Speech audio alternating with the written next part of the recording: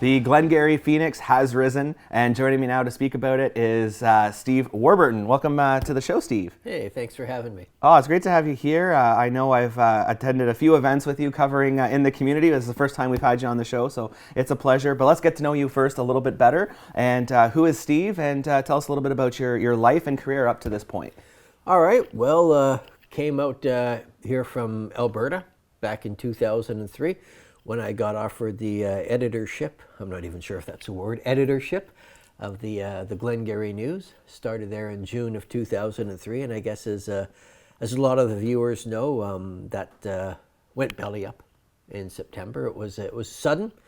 I don't know if it was entirely unexpected. I think a lot of people thought it might come in a few years, but certainly not so quickly. So what to do, and I thought maybe in the short term I'll try launching my little online newspaper. So hence the Glengarry Phoenix. Oh, that's fantastic. And we are going to talk much more about the Phoenix. But you mentioned, of course, that the news wasn't necessarily unexpected. Was the response from the community expected by you? Because the amount of people that I saw from across the community, not only in Glengarry County, that really stepped up and said we need to do something or we're going to miss this. Did that surprise you at all, or how did that make you feel? No, the Glengarry News is it's been a long storied institution in the community since I think it was 1892. I mean, I think they say we are the oldest independent newspaper in the country. I'm not sure if that's.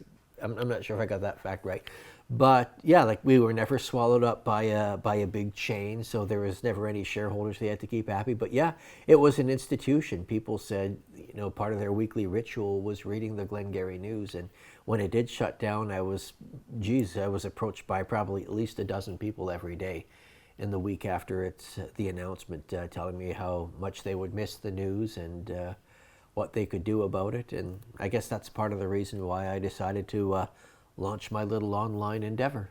Absolutely. So tell us more about that endeavor. So obviously it's going to be an online newspaper. You've already released a couple of editions, I believe, or the first edition at least? The third edition I released at midnight tonight. And Fantastic. Obviously, if you know anything about mythology, the phoenix, of course, is a bird that rises from the ashes of another dead creature. And so I figured, hey, that's kind of appropriate. The Glengarry News is, for all intents and purposes, dead right now. So maybe the phoenix will rise from those ashes. And everybody is clued in as to why I called it that. And it's lots of newspapers called Phoenix, and they probably have similar origin stories. But if I could speak a little bit about the Glengarry News, I guess there's some rumblings in the community that it might come back. And I would love it if it came back. If they were to bring me back, I don't think I would continue with the Phoenix. It just would seem counterproductive and probably inappropriate. But if the news comes back, hey, I'd love that. Absolutely, because at the end of the day, it's about having that local news source. And talk to me a little bit about that. I think both of us working in this industry, we know how important local news is. And I think people, once maybe it's taken away from them, they realize it, but they don't always realize it until it's gone. So talk to our viewers at why local news is so important, why it's so important for Glengarry County especially to have this outlet. Sure. Well, my mentor and the guy who really got me into this business, the former publisher of the Glengarry News, J.T. Grossmith, I say all the time, I tell him I pretty much owe my career to him. One of the things he did with community newspapers is he always insisted hyper-local. Everything in that newspaper was local. Even the editorial cartoon, he wanted it to be local. He said, local, local, local. If we're going to put a story in this newspaper, the first question I'm going to ask you is, what is the local impact? And that's something that I always kept really, really close to right here. Every story in the Glengarry News has an immediate local impact on Glengarry. Even if we're writing about a hockey player in British Columbia who was named the so-and-so Peanut Butter Player of the Week, I'm not going to write about that if you send me a press release saying so much. But if that player is from Glengarry, then we'll mention it in the Glengarry News. Oh, fantastic. And the Glengarry Phoenix, too. And the Glengarry Phoenix, too. So, obviously, you have an interesting perspective as someone who came to Glengarry County 20 years ago. Talk to me about the place itself, because obviously you've settled down your roots here. You've brought the Phoenix out of the ashes of the Glengarry News. But talk to me about your relationship with Glengarry County. Obviously, over 20 years, it has become deep and very fond. Oh, well, so many people in the community, there's kind of this catch saying, it's almost become cliche now. People say, well, I wasn't born in Glengarry County, but I got here as quickly as I could. Yeah, and I guess after living in there for more than 20 years, Glengarry is, I suppose it has become my home.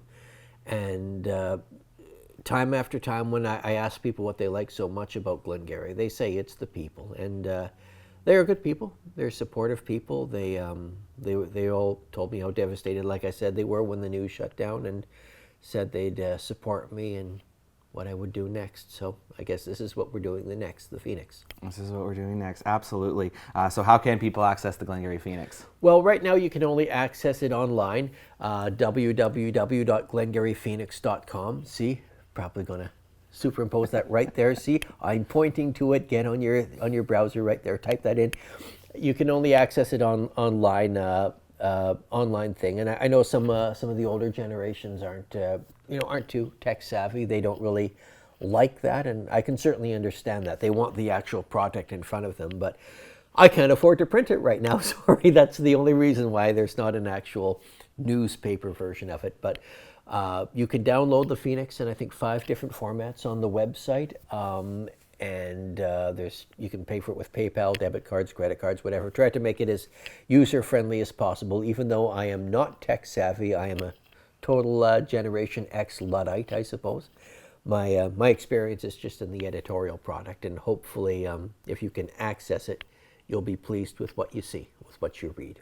Absolutely. Maybe we could give viewers a sneak peek. It doesn't have to necessarily be specific to a story, but what kinds of stories are you hoping to tell with this, and have been telling over the last 3 issues? Well, I can tell you what's in this week's Glengarry Phoenix, the October 18th one. We have our front page story is on the closure, or the upcoming closure of St. Catherine of Siena Church in Greenfield.